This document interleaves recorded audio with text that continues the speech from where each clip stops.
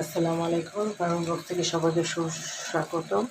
আজকে একটা রান্না বান্না নিয়ে চলে আসলাম। শরীরটা বেশি ভালো না, রান্না শুরু করছি, তখন থেকে ভিডিওটা করে বলছি, পরে যদি ভালো না লাগে।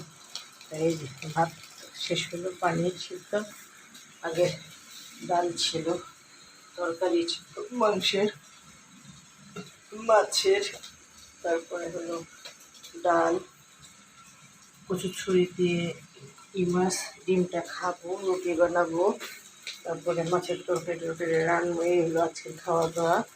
এখনও রান্না কমপ্লিট হয়নি, রুটি বানানো বাকি আছে, তরকারি ভাজি করবো সেটা বাকি আছে, মাছের তরকারি রান্না করব সেটা বাকি আছে। সবাই ভালো থাকুন, সুস্থ থাকুন, নিরাপদে থাকুন। যে ভাত পানি হয়েছে, আগে ডাল, আগে মাছের তরকারি ছিল, আগে মুরগির মাংসের তরকারি ছিল, কচুরছুরি দিয়ে কই মাছ, ডিম সিদ্ধটা খাবো।